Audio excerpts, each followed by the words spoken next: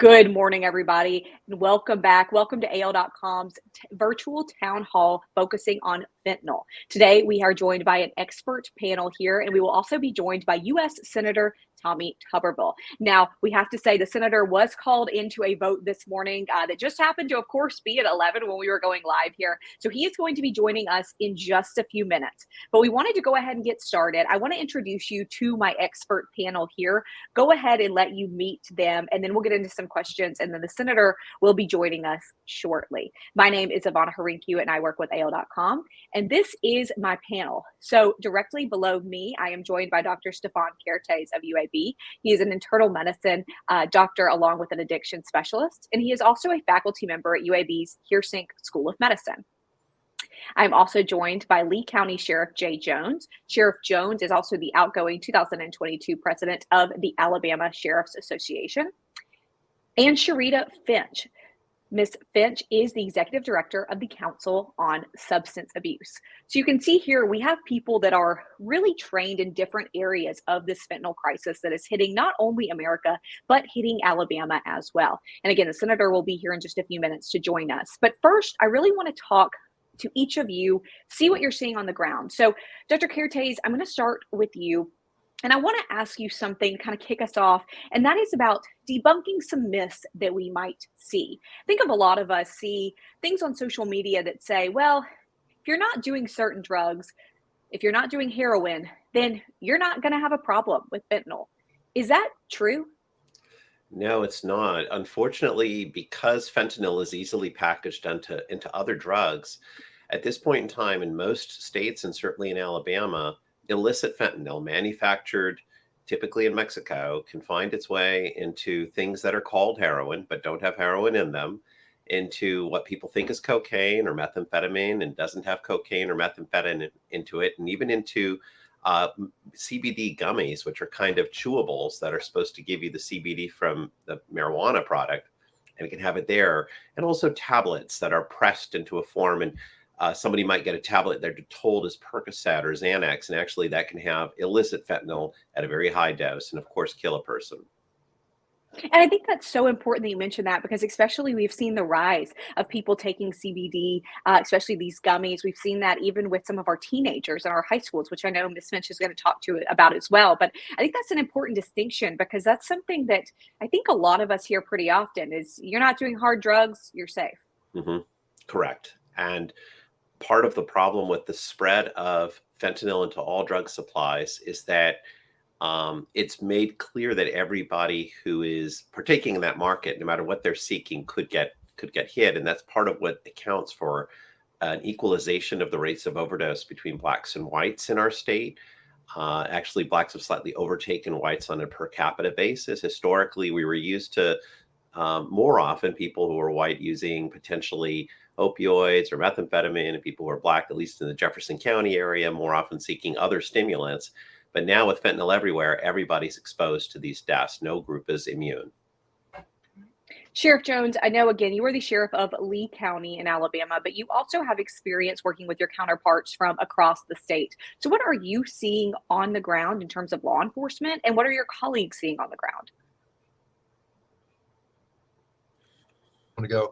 We're seeing a higher instance of fentanyl being introduced into what other traditional drugs of abuse, illicit substances, and therein lies the problem.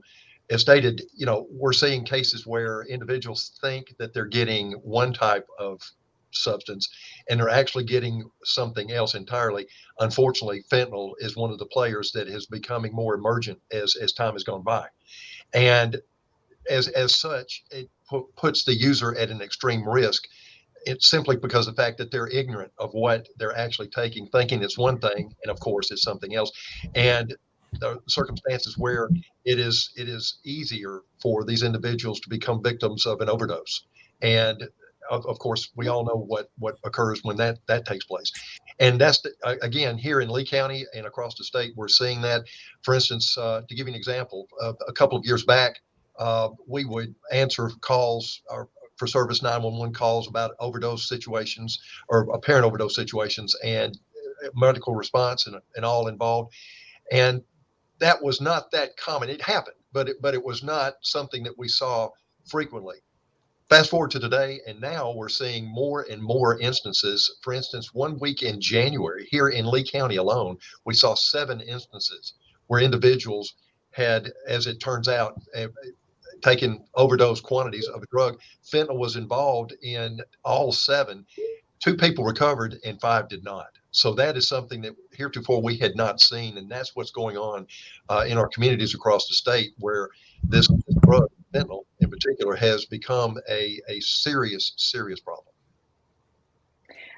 Now, Ms. Finch, I know you at the Council on Substance Abuse there, you do a lot of things going into the schools. I know a lot of our parents, especially our parents of teenagers and kids in high school, are really worried about this crisis. And a lot of that dates back kind of to what Dr. Kertesz was saying, that there's no nutrition label on substances like this. You don't know what you're getting. You can't turn it over on the back and see the amount of sugar and the amount of calories, right? You can't see if there is fentanyl in something. What are you seeing in the schools and on the ground level there?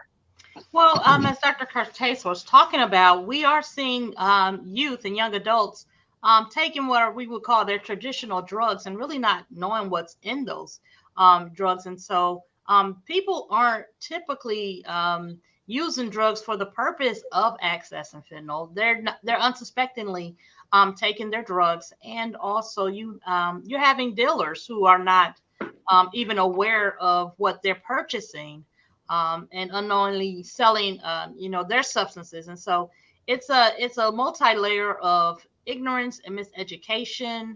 Once again, not even understanding the danger, and even just getting a Tylenol, or what may appear to be a Tylenol, from a friend or a family member.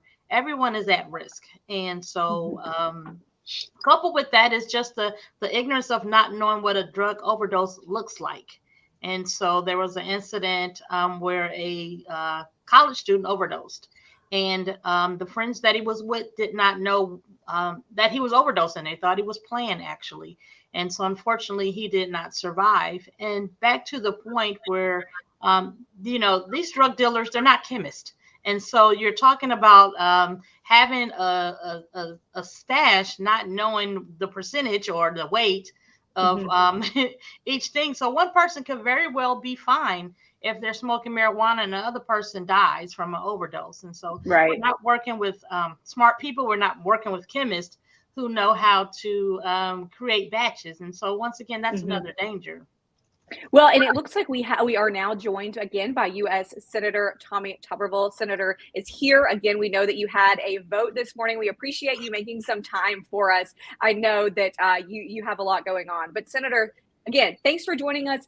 Tell me why you're interested in talking about this, why you wanted to be involved with this panel and really get the word out again about this fentanyl crisis. Well, thank you, and Ivana, for hosting this. I see a lot of familiar faces, and I'm glad everybody's on. This is amazing that we're even having to talk about this like we're having to talk about it. But it's good that we got experts, taking time here to put a light on this, because I tell you, it's getting worse. And our border is open. I've been down there several times, and it's not just a crisis; it's a disaster. And I'm here to learn from y'all. And I think we can all learn from each other, take steps. So hopefully we can combat some of this. But our kids are dying right and left. This week is National Drug and Alcohol Facts Week, and the facts paint a scary picture. And so just 2 milligrams of fentanyl, roughly the weight of a mosquito, is considered a lethal dose. So yesterday, the Department of Homeland Security announced that it has stopped more than 900 pounds, I think, of fentanyl from entering our country. More than 150 Americans are dying every day, and mostly our kids. And it's just a shame. So the Center for Disease Control and Prevention reports Alabama has seen 271% increase in fentanyl-related deaths. And here are just a few of these. You can read this. I don't know if you can read it, maybe. Everyone on this panel offers a unique insight from medical to medical law enforcement perspectives, and I'm looking forward to hearing some of the things that that everybody's talked about. Here's another one. Hopefully you can read that, but it's hard. Let's see here. There's another one.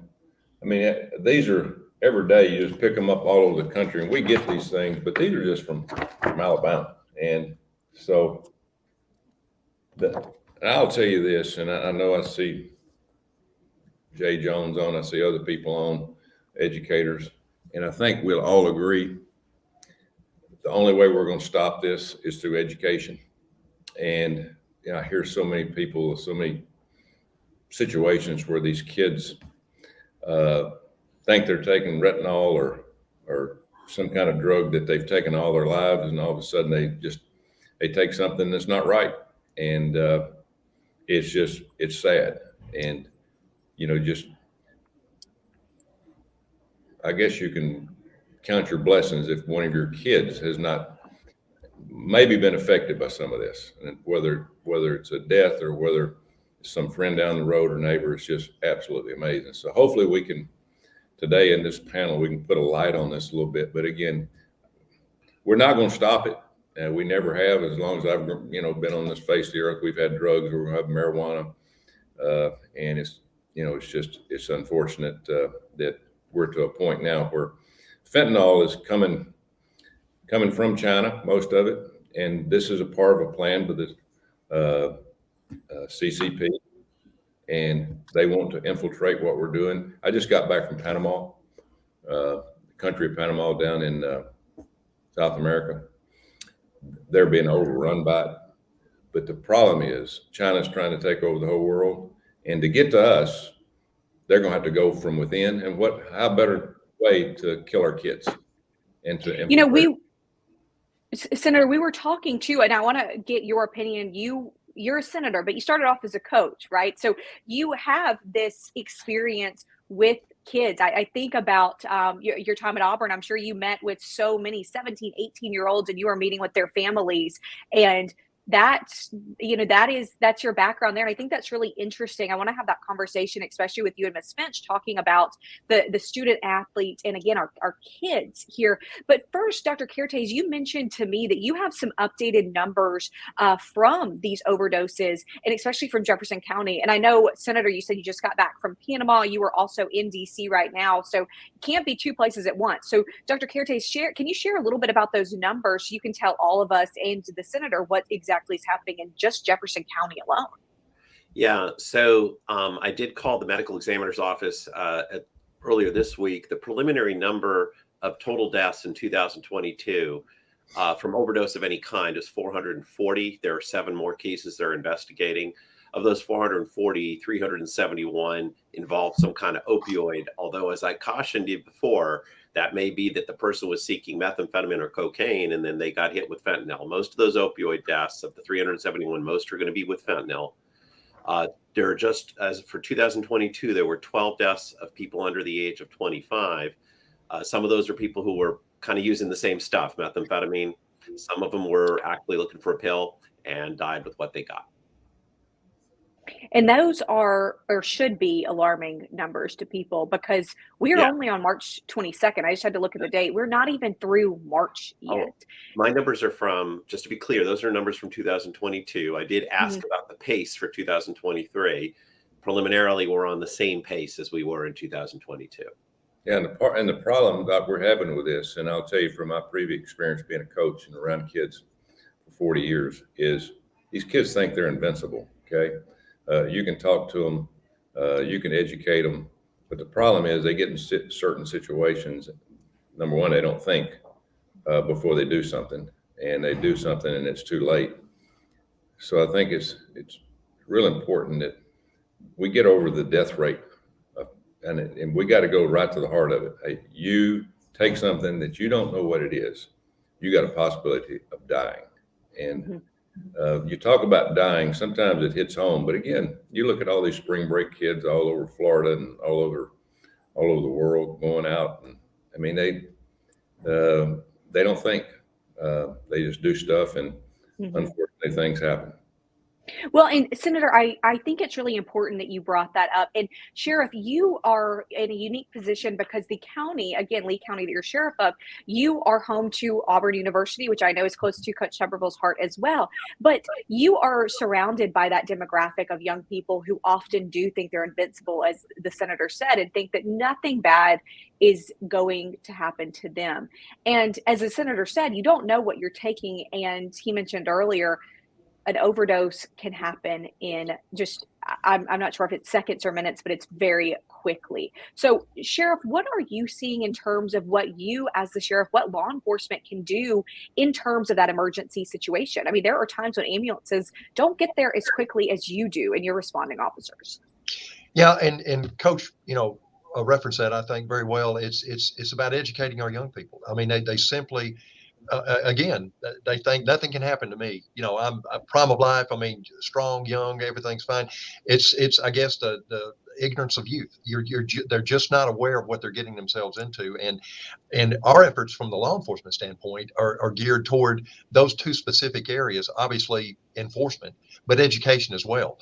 I don't know of an agency in our region that hasn't formed some type, either loosely based or very organized drug crimes task force units that direct their attention to these specific issues.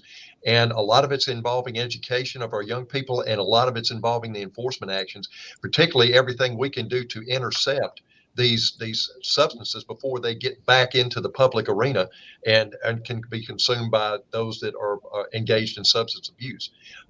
And one of the problems we're running into, or a lot of the problem, is that the fact that fentanyl is so much cheaper than a lot of the other substances that it is being purported to be, like heroin. Fentanyl is a fraction of the cost, technically, that as far as manufacturing and distribution that heroin is. And they're advertising it, as mentioned before, as one thing, and of course it's something else. And that's where our attention is focusing. We're trying to identify and apprehend those that are engaged in distribution. And one of the things that the state of Alabama has done that's helped is enhanced the punishments in regard to the trafficking statutes and possession statutes, to where now just 4 grams, and I believe Coach mentioned 2 grams is enough to cause multiple deaths. 4 grams in the state of Alabama, and you're looking at trafficking. And 4 grams is just a small, minute amount, but it's enough. And certainly I think that's helping to give us a little more teeth from a law enforcement perspective in dealing with these individuals that choose to target and prey upon those that simply, in many cases, are young people that have no idea what they're getting themselves into. Well, and Senator, go ahead. Yeah, I'd like to ask this question real quick. I'm ignorant on fentanyl because this kind of came out after I got out of coaching. How addictive compared to the other drugs is fentanyl? How addictive is it like any other drug, or? It's like any other drug. It's like any other drug that's potent. And so with opioids in general, most people who attempt to use an opioid actually don't develop an addiction. They just decide it's not a good experience. Of course, the problem, if you tried and what you started with was illicit fentanyl, you might be dead before you have the chance to say, I'm not that interested in that experience. But among people who even try heroin, about half or a little more actually say, that's not for me. But with fentanyl, I think if people had the choice, a lot of people might try and not use it. The problem is they're going to wind up dead before they have the chance to say, I don't want to use that. Yeah. Does EpiPen work on fentanyl? No. What you need is naloxone. The easiest form, and any of us can save a life with naloxone with a nasal spray. Or there's an injectable form which can be distributed by nonprofits. But anybody in Alabama who thinks I would like to have this around in case I find someone down, they just need to Google Jefferson County naloxone, and you can do a little tiny training online, and they will send you naloxone for free. And Senator, I want to ask you about that as well. This is something, again, that the doctor mentioned about the naloxone. And there are plenty of measures being taken to distribute naloxone to people so that they have it in case of their friend, their family member overdosing. There are also other measures being taken in places, I know, like Birmingham, who many of the bars and establishments here even have test strips in the bathroom that say, look, if you're going to do drugs, if you're going to do cocaine, maybe we can't stop you, but at least use this test strict to see if there is fentanyl in the drugs that you are choosing to use. What do you think about that, Senator? I've got mixed feelings about it, to be honest with you. You know, we want to stop as much as we possibly can. Obviously, people's going to take it. I mean, they're going to buy it. And they're going to experiment with it. They have all of our generations, people have experimented with drugs for some reason, one way or the other. I don't know whether it's because of looking for something different or being cool, or just that generation, or looking because of a health problem. But you know, it's kind of like giving away crack pipes in California, in which they did for a while, and basically exposing and giving more opportunities for people to use crack. Well, you know, I really have to think hard about that. If it saves somebody's life, fine, but are people going to look at that saying, okay, I've got something that's going to keep me from dying, so I'm going to go ahead and take this drug anyway? And so there's some good points probably about it, but you could probably count ways that wouldn't be so good. I don't know. Let me get some other opinions on that. Yeah, Ms. Finch, you are going into schools. You are working with kids in schools. And I have to say, a lot of times I say kids, and I think about the kids that Senator Coach. I'm referring also to those 19 and 20-year-olds. I'm thinking of them as kids as well there. So, Ms. Finch, what are you seeing from those young people, and what are you hearing from them? Well, one of the things, we do go into middle high school as well as college campuses. And so back to the point of athletes, we working with Alabama State University with their athletes to not only address substance use prevention, but also to address mental health issues that students face. And so what we do know is that in Alabama, the age of initiation of substance initiation is about 12 to 13 years old. And so what that means is that we have youth who are beginning a pattern. And one thing that we haven't, that I want to make sure we talk about, is just the disease of addiction from a health model. And I always say that because many parents are uneducated. And so as a matter of fact, I was in a beauty salon, and a mother was talking about her son. And she says, well, he doesn't do any hard drugs. He just does marijuana. And I thought about that, and I think about how do we as parents educate and talk about the seriousness of this drug. And what I dare say is that many people are still not educated. Once again, some years ago, some kids may have experimented on marijuana and been okay and being able to be productive. But today, that one first attempt could literally mean your life. And so that is how serious this is. And we're not talking about it. I was talking to another beautician, and they admitted that they're using gummies. And I said, well, do you know about fentanyl and gummies being laced? And he was so surprised about that. And so I think the work needs to continue to educate people everywhere. It's just not a zip code drug. It's not a socioeconomic drug. There are many people who are unsuspecting dying, and they don't have to die. Prevention and you know, as far as funding and prevention, I know a lot of dollars goes into treatment and recovery support services, but prevention is where it's at. And we have a lot of young people who are experiencing only mental health issues and other life experiences that we have to start to address those, because many people are going to drugs as an escape to address something that we sometimes overlook or sometimes we don't want to look at. And so a couple of years ago, I attended a conference with DEA professionals, and the question was asked, who funds some of the world's cartels? And I didn't know what that meant, but his answer was Americans. We fund it because of our insatiable appetite for substances. You know, our media, if you have a headache, you take a pill. If you have a knee scratch, take a pill, take medication first. And not saying that all medication isn't bad, but we've conditioned ourselves as Americans that we need a pill or medication to experience everything. You know, life is painful. We have to go through life. There's some things, you know, that as a human we must experience, and it doesn't mean we have to run to a medication. And I think our young folks think that they have to be medicated to experience and to live. And I think that's a mixed message that we give. And so prevention is so important. Sheriff, you just again kind of getting back to the naloxone question as well, and I want to talk about mental health that Ms. Finch brought up as well. But just on naloxone, do you and your sheriff's deputies, do you carry naloxone in case you get to a scene and maybe it's going to take an ambulance a minute to get there, or if there's just not time to wait?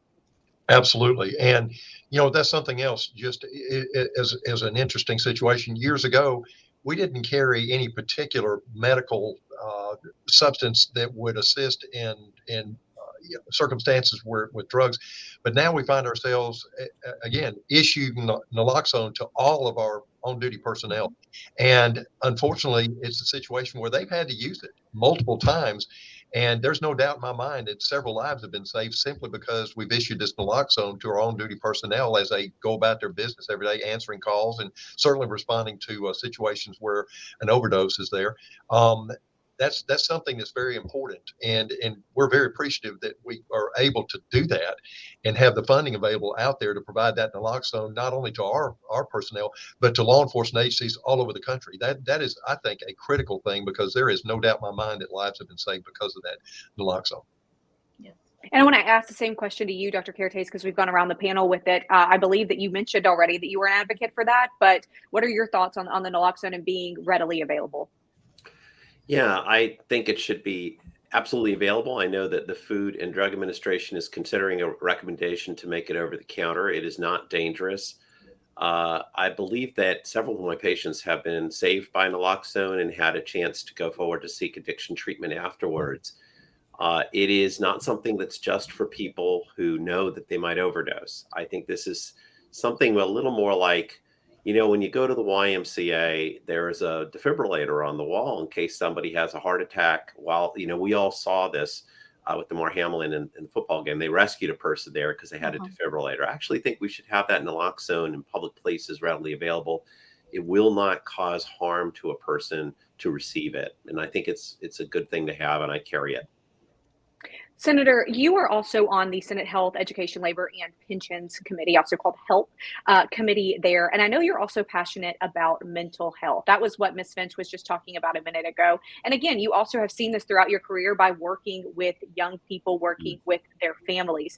Tell me your thoughts on this crisis from that standpoint, from a kind of a father figure standpoint, a parental figure standpoint to our young people.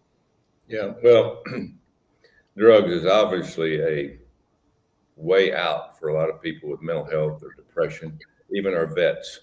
We lose 20 veterans a day because of suicide, and some of it is fentanyl.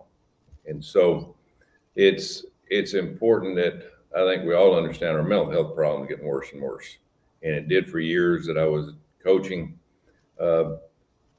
Probably 15 years before I got out, I'd bring all 25 of my recruits and put in front of me the first day that they got to whatever school we were at.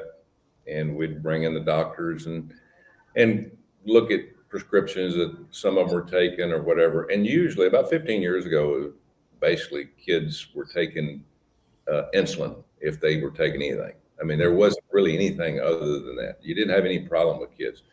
You bring those 25 people in today, and you're going to have over half of them taking Ritalin, anything to do with attention deficit.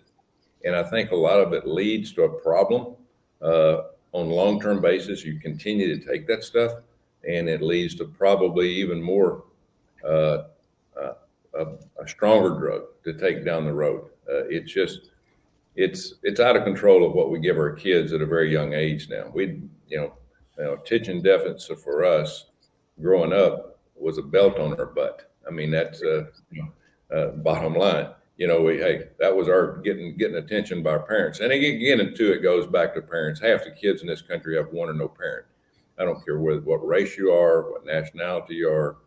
We got a huge family problem. We got a huge problem with church, talking about God in this country. We've lost a lot of our moral values, but it all goes back to creating a problem with mental health, depression, with more and more kids at a younger age. And then you still got the ones our age that, are depressed. And then you've got more and more veterans. We had 20 years of wars, and we have got thousands of veterans that have PTSD, and it's just we're going to a point now where everything's kind of coming together, and we're seeing more and more of these things that are happening to our not just our adults, but also to people, kids that are younger and younger.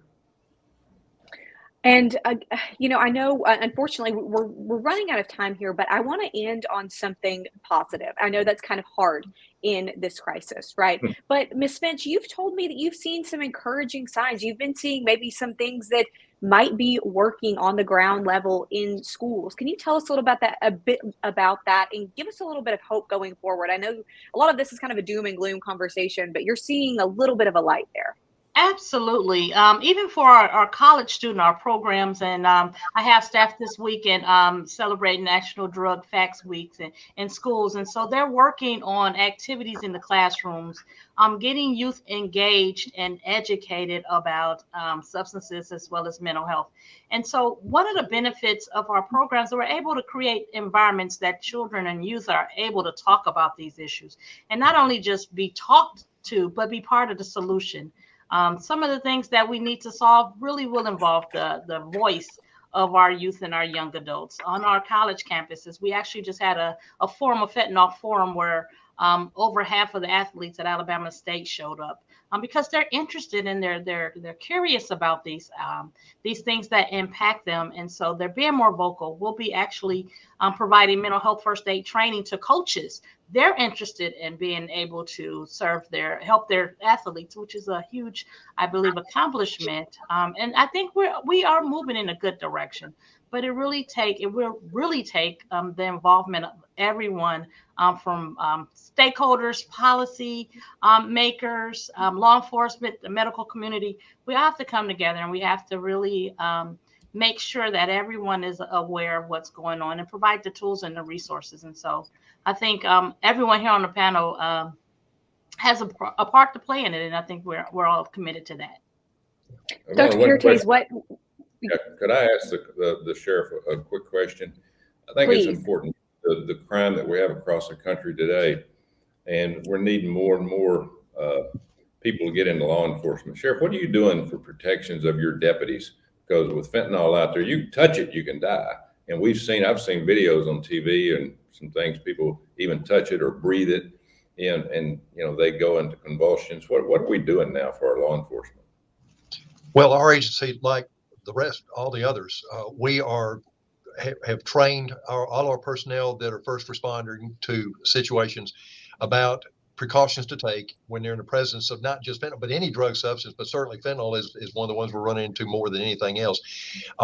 And making sure that they have protective equipment, gloves, masks, whatever it takes to ensure that they're not exposed in any situation. And of course, we've had a couple of our deputy sheriffs that we suspect may have been exposed, and they actually had to be taken to the emergency room and treated. They're fine now, thank goodness. But we have enhanced and increased our training in regard to any hazardous substance, and certainly this is right at the top of the list right now. Good. Dr. Kertesz, what can we do, again, just to shine a little hope on this? Is there a light at the end of the tunnel here? What can we do? I mean, the fundamental hope begins with the fact that we can each show profound and serious respect to the people that we care about, including the young people. And I know parents, when they're worried, they want to shake their teen upside the head. And if they're not the football coach, the teen will be resistant to that. But the way to begin a conversation with somebody that we care about is always to ask questions, to say, I care about you. I care about your safety. I want you to do well. I noticed something. I need to hear about what's going on. I saw a pill in your wallet. You look down, and then listen and listen. Saying, I'm asking these questions. You may not like that I'm asking them. I'm asking because of your safety, and I want to help you, and I want to be protective of you, and I know you want to too. As long as a person, whether it's a teen or an adult, thinks that you're proceeding with fundamental respect for them and their well-being, they are going to have at least a window in which you can communicate with them. And for people who'd like to learn more about how we consider both the addiction risk and psychological pain and physical pain, I'm part of the Center for Addiction and Pain Prevention and Intervention at UAB. It's online. You can Google it.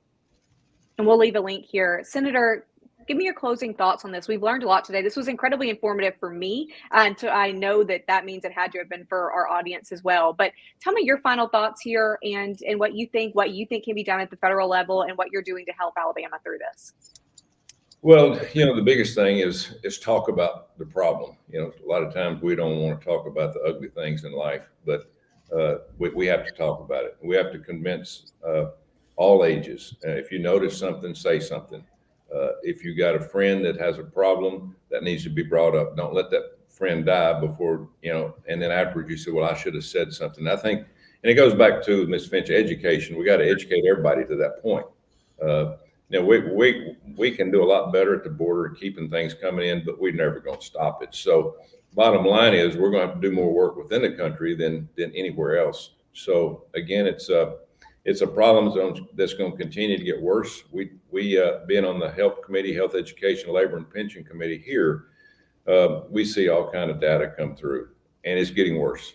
It's not getting any better. And again, it's we have to talk about it. I mean, I think we need to do PSAs. We need to make sure kids understand this and understand that you could be very innocent in what you're doing. But a lot of these deaths are coming from not knowing what they're taking. And I'm one that I hate to see in our state of Alabama that we're legalizing marijuana. And because I've dealt with it. I've dealt with it all my life, drug testing athletes. And I could tell an athlete, I can tell within an hour of watching them that they're doing something other than what they're supposed to do. And, marijuana is usually that problem. It does lead to other things. And it really, it breaks down the capacity of a person to think rational. And again, all the other drugs that the kids are taking, I think it's just part of our society. We're going to have to wake up and smell the roses that we're doing a lot of this to ourselves. Ms. Finch, Sheriff J. Jones, Dr. Stefan Kertesz, and Senator Tuberville. This has been, again, so informative for me, so I know it had to have been for other people as well. I appreciate all of your time. Unfortunately, you've done such a great job. We're going to have to ask you back to give us an update on this and tell us where we are headed. And again, if any of these solutions, any of this education that, again, the Senator mentioned that we're trying to do, works. So we'd love to have you back to talk about that. And until next time, again, each of you, thank you. Everybody, thank you for watching, and we'll see you next time.